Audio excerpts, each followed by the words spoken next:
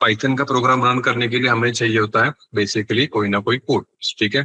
तो यहाँ पे कोड के लिए हम लोग क्या करते हैं बेसिकली, एज ऑफ नाउ हमने देखा कि यहाँ पे हमने एक सिंपल सा कोड रन किया था, प्रिंट। तो ये प्रिंट फंक्शन, इसको बोलते हैं प्रिंट फंक्शन। Print function. अब देखो यहाँ पे मैंने क्या किया, यहाँ पे मैंने हैश ले दिया और यहाँ पे लिखा है कि ये एग्जैक्टली क्या है प्रिंट फंक्शन। तो जब भी कभी हमें कोड के अंदर एक्सप्लेन करना जरूरी पड़ता है तो उसे हम बोलते हैं कमेंट, ठीक है। तो कमेंट क्या होता है basically, comment is nothing but additional information about code और कोड ब्लॉक और कोड लॉजिक लिखते हैं, code logic which don't get executed, ठीक है। अब ये क्या होता है कि अगर मैंने सिंपली ऐसे लिखा तो ये पाइथन हमें क्या करेगा कि वो एग्जीक्यूट कर देगा, एज इन उसको एरर थ्रो करेगा कि ये तो हमारा कोड नहीं है। तो इसको हमें कमेंट करके लिखना पड़ता है। कमेंट कैसे करते हैं, सिंपली आप यहाँ पे हैश लिख दो तो ये हमारा कमेंट हो गया। अगर आपने यहाँ पे हैश नहीं लिखा तो ये क्या पूरा कंसिडर करेगा, because this is a code section. तो ये लाइन नंबर 2 को, ये क्या करेगा, लाइन नंबर 2 को भी कंसिडर करेगा कि यहाँ पे कोड है। और अगर मैं यहाँ पे कुछ करता हूँ तो ये बोलेगा कि सिंटैक्स एरर या कोई ना कोई एरर वो दे देगा। तो अगर मुझे ये इन्फॉर्मेशन लिखना है एंड ये मेरे कोड के अंदर भी चाहिए तो हम उसको क्या करते हैं, उसको लिखते हैं कमेंट। ये होता है हमारा कमेंट। उसके अंदर सिंपली आप क्या कर दो, हैश इंक्लूड कर दो कोड सेक्शन के अंदर। तो ये हमारा हो जाता है basically comment line. Comment line का पर्पस क्या हो जाता है कि ये पर्पस हो जाता है कि हम कोड के बारे में, कोड के लॉजिक के बारे में या किसी भी सिंटैक्स के अंदर हम लोग इंफॉर्मेशन लिख सकते हो। टिपिकल क्या होता है, you are going to work in a team. So आपका जो भी नोटबुक होता है वो आप यहाँ पे सेल्फ एक्सप्लेनेटरी लिख देते हो कि आपका जो भी कोड होता है वो सेल्फ एक्सप्लेनेटरी होना चाहिए। उसके लिए आप जितना हो सकता है उतना उसका इन्फॉर्मेशन दे दो कि एग्जैक्टली क्या है, आपका लॉजिक क्या है, आपने यहाँ पे क्या ट्राई कर रहे हो, ठीक है। सो इसके लिए हम लोग ये करते हैं मेटा डेटा, या फिर इसको बोलते हैं हम लोग कमेंट। अगर मैं इसको एग्जीक्यूट कर दूंगा, ठीक है, so let me put the execution now. आप यहाँ पे देख सकते हो प्रिंट स्टेटमेंट एग्जीक्यूट हुआ, इसके आगे वाला एग्जीक्यूट नहीं हुआ और ना ही ये लाइन नंबर 2 भी एग्जीक्यूट हुआ, ठीक है। तो ये होता है आपका बेसिकली कमेंट। इसके बाद ये अगर आप देखोगे तो ये हमारा सिंगल लाइन कमेंट है। अगर मैं यहाँ पे मल्टीपल लाइन्स लिखता हूँ, ठीक है, सपोज यहाँ पे मैंने एंटर कर दिया, यहाँ पे मैंने एंटर कर दिया, तो ये तो मेरा लाइन नंबर 2, 3, 4 ये additional information about the process या एग्जाम्पल के लिए कंसिडर करते हैं। अगर मैं फिर से एग्जीक्यूट करता हूँ तो that will going to throw an error. तो हम क्या करते हैं, इसके लिए हमारे पास either there are two ways, you can do one thing. यहाँ पे हम लोग ने हैश टैग डाल दिया, हैश टैग डाल दिया, तो हर एक लाइन के ऊपर हमें हैश डालना पड़ेगा तभी ये जाके हमारा कमेंट हो जाएगा। या फिर आप एक और काम कर सकते हो इसके अंदर, इसको सीधा डबल कोट के अंदर डाल दो। और what I do, I will show you the both way. तो यहाँ पे हमने ये भी डाल दिया एंड ये भी डाल दिया और ये हमने एग्जीक्यूट कर दिया। This is one way. और else you can do one thing, आप यहाँ पे सिंपली इसको डबल कोट यहाँ पे कर दीजिए और एंड में डबल कोट डाल दीजिए, ठीक है। सॉरी डबल नहीं, ट्रिपल कोट आपको डालना पड़ेगा। So here I am going to add triple quotes, 3 बार ऐसे डबल कोट्स और एंड में 3 बार डबल कोट्स डालना पड़ेगा। एंड देन आप यहाँ पे कोई भी कोड लिख दीजिए, ठीक है।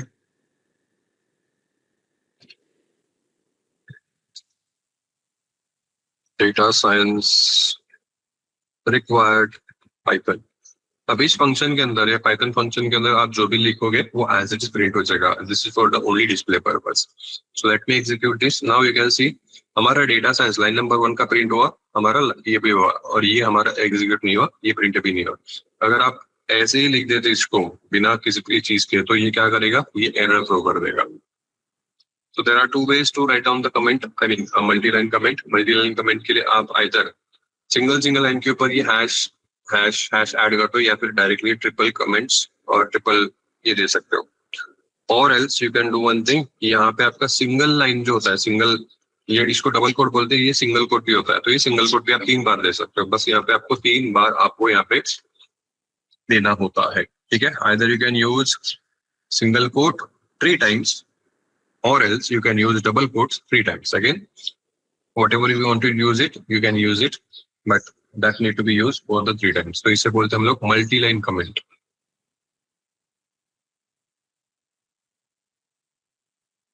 Multi line comment. और ये क्या हमारा हो गया, ये हो गया हमारा single line comment.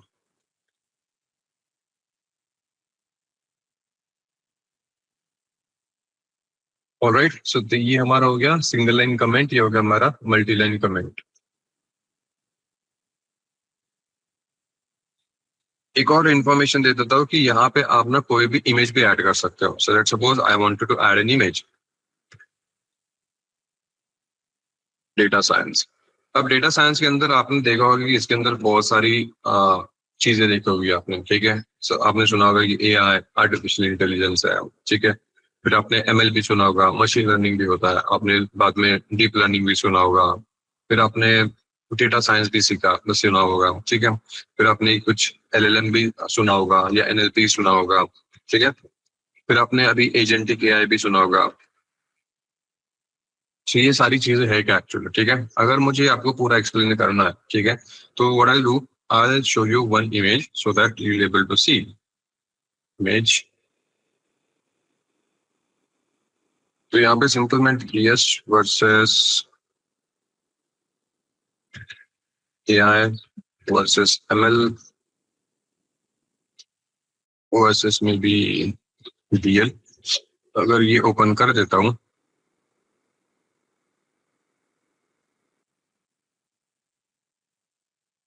Can give, हमारे पास ये डेटा साइंस है, डीप लर्निंग, यहाँ पे हमारे पास एनएलपी भी होना चाहिए, NLP versus LLM versus agentic AI.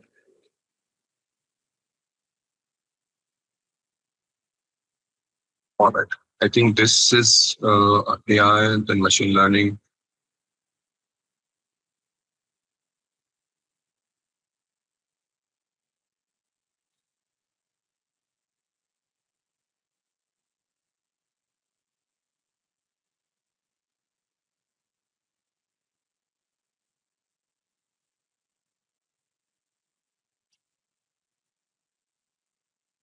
So whenever you wanted to add any image to your notebook, that also possible. तो यहाँ पे क्या करना है, आपको कॉपी करना है, ठीक है। कॉपी इमेज हमने कर दिया, एंड कॉपी इमेज करने के बाद आपको सिंपल एक यहाँ पे नया सेल ऐड करना है। नया सेल ऐड करने के बाद आप यहाँ पे कर दो मार्कडाउन सेल। मार्कडाउन सेल करने के बाद बस यहाँ पे पेस्ट कर दो उसका पाथ। अब बाय डिफॉल्ट यहाँ पे एक ग्लिच है जो वो दो बार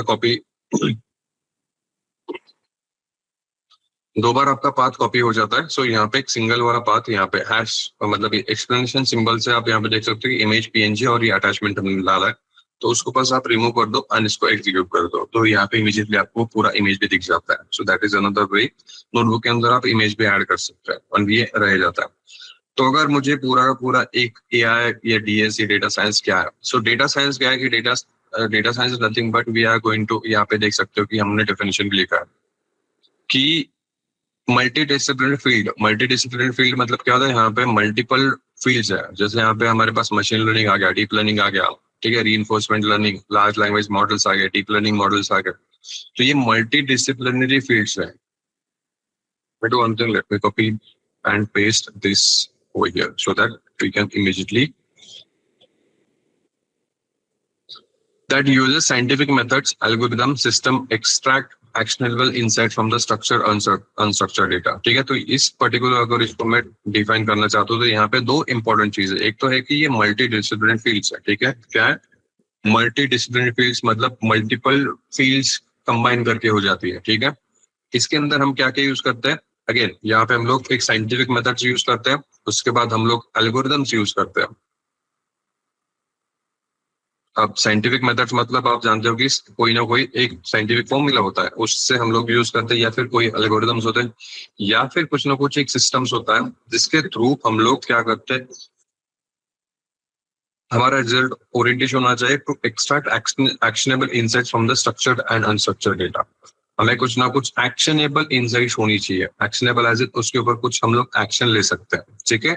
सो that actions need to be from the structured और अनस्ट्रक्चर्ड डेटा। हमारे पास कोई भी डेटा हो, अब डेटा के भी दो टाइप होते हैं, structured and unstructured. Will see in details की जब हम लोग डेटा सेट पढ़ने वाले हैं। So at that time we'll see, but as of now you can consider कि हमारे पास इसके थ्रू साइंटिफिक मेथड्स, एल्गोरिथम्स या कोई ना हमारे पास एक सिस्टम होना चाहिए. It could be a simple system as well, जहां से हमें एक्सट्रैक्ट करना actionable information from the structure और अनस्ट्रक्चर्ड डेटा. ठीक है. अब देखिए मेथड्स कौन सी साइंटिफिक मेथड के अंदर हमारे पास it combines statistics, computer science, industry knowledge. ठीक है. अब देखो यहाँ पे हमारे पास एक तो मैथमेटिक्स या स्टैटिस्टिक का भी इंफॉर्मेशन होना चाहिए. हमारे पास कंप्यूटर साइंस, क्योंकि पाइथन हमें के ऊपर कोड करना पड़ता है. For that reason we require this computer science knowledge and also we require this industry knowledge. जिस डोमेन के अंदर काम कर रहे हैं, suppose you are working for the manufacturing domain, तो आपको मैन्युफैक्चरिंग डोमेन के अंदर वो पर्टिकुलर प्रॉब्लम स्टेटमेंट हमें रन भी करना होता है. ठीक है. उसके बाद आपको यहाँ पे let's suppose you are working for the maybe construction domain, तो आपको कंस्ट्रक्शन डोमेन के अंदर डेटा साइंस के अंदर आपको कुछ एक्शनेबल इनसाइट चाहिए, तो उस डोमेन का भी आपको नॉलेज होना चाहिए. अगर आपको कुछ पता ही नहीं है सीमेंट किसे कहते हैं और बेसिकली रॉ मटेरियल किस चीज के अंदर आता है, so at that time it will be very difficult. For that reason it need to be combined statistics, mathematics, computer science and the industry knowledge. किसके लिए चाहिए? To analyse. ठीक है. आपको डेटा एनालाइज करना है, फिर उसके बाद आपको डेटा विजुअलाइज करना है. डेटा को हम लोग विजुअलाइज कर सकते हैं एज इन अलग डिफरेंट चार्ट्स के अंदर, and predict the future trends helping organization make informed decision. इसका है सिंपल सा मीनिंग है. इसको क्या करना है हमें? ये तीन चीजें करनी है. हमें एनालाइज करना है, विजुअलाइज करना है and predict the future trends. हमें फ्यूचर के अंदर क्या हो सकता है, जैसे अभी एग्जांपल वॉर की सिचुएशन है, तो उसके अंदर हमारा फ्यूचर के अंदर क्या क्या हो सकता है, जैसे ऑयल का प्राइस बढ़ेगा, फिर महंगाई बढ़ेगी, फिर और क्या चीजें हो सकती है. बेस्ड ऑन द डेटा आपको यहाँ पे बस फ्यूचर को प्रेडिक्ट करना है. प्रेडिक्ट करना मतलब हम लोग उसको बस डेटा का बैक करके बोल सकते हैं ये हो सकता है, होगा इसकी गारंटी नहीं है. ठीक है. नहीं भी हो सकता है, बट हम लोग उसकी प्रोबेबिलिटी बढ़ा सकते हैं using the statistics, scientific methods and algorithm. इसीलिए हमारे पास हमेशा स्टैटिस्टिक्स का मैथमेटिक्स का बैकिंग हो जाता है. ठीक है. तो इसका डेफिनेशन ये है. अब इसके अंदर हमारे पास बहुत सारे मल्टीपल वेज है. Either you can do with the help of simple machine learning. फिर उसका आप देख सकते हो कि आर्टिफिशियल इंटेलिजेंस एक पूरा का पूरा एक सेक्शन है. उसके अंदर आप देख सकते हो कि यहाँ पे हमारे पास इसका बेस है मशीन लर्निंग, फिर मशीन का सबसेट है डीप लर्निंग. अब डीप लर्निंग के बाद इसके अंदर आता है जनरेटिव एआई. मतलब क्या होता है कि जिससे कुछ ना कुछ जनरेट हो जाता है. फिर उसका एक सबसेक्शन होता है एनएलपी, जिसके अंदर हम लोग टेक्सचुअल डेटा के ऊपर ही काम करते हैं. फिर उसका एक और सबसेक्शन होता है LLP, LLM.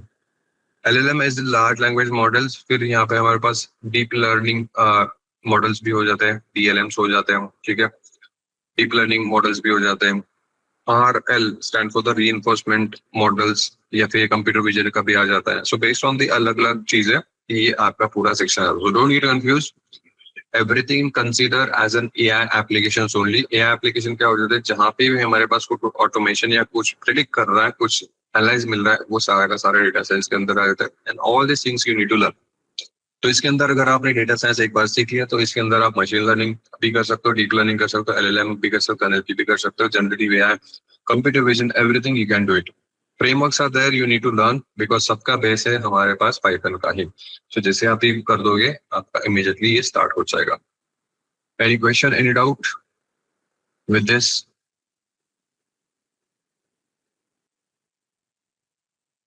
So no more confusion about the ये डीप लर्निंग क्या हो जाता है, ये मशीन लर्निंग क्या हो जाता है, फिर ये हमारे पास एजेंटिक एआई वगैरह क्या हो जाता है. So these are all nothing but this going to cover in single umbrella called the data science. Data science के अंदर ये सारी की सारी चीजें कवर अप हो जाती है. ठीक है. Then once you go into the industry, then you can decide which section you wanted to pursue your career or make the specialization. तो अगर let's suppose you got an industry exposure, and industry exposure के अंदर अगर आपको अच्छा लगता है कि चलो ठीक है deep learning is my favourite thing, और डीप लर्निंग आपको सही लगता है, so you can get more and more expertise on the deep learning itself, and आप उसका ही आप डीप लर्निंग का ही काम करो. सो स्पेशलाइज रोल्स भी हो जाता है, जैसे machine learning engineer, NLP engineer होता है, डीप लर्निंग इंजीनियर होता है. सो वैसे वैसे अलग अलग इंजीनियर्स होते हैं, हो जाते हैं. So this is all about the basics और the introduction about the tool which we are going to use, that is called the Jupyter Notebook. All right. And this is the interface about this one. Second thing, we have seen how exactly this cells is a basic and important concept will going to run execute. हम लोग code कहाँ पे execute करने वाले हैं, हम लोग markdown files, उसका पर्पस क्या हो जाता है, एंड रॉ सेल और उसका पर्पस क्या हो जाता है। फिर हमने देखा कि यहाँ पे single line comment, multi line comment हम कैसे कर सकते हैं, ठीक है। और उसके बाद हमने देखा कि इसके अंदर नोटबुक के अंदर हम इमेजेस भी ऐड कर सकते हैं, ठीक है। वो इमेजेस भी आप ऐड करते हो, उसका एक तरीका होता है how to add image. Again I tell you, कुछ नहीं करना है, सिंपल से एक नया सेल ऐड करना है, उसको मार्कडाउन आपको ऐड करना है, ठीक है। तो यहाँ पे मैंने मार्कडाउन कर दिया और इसके अंदर आपको बस यहाँ पे एक बेसिकली किसी भी इमेज का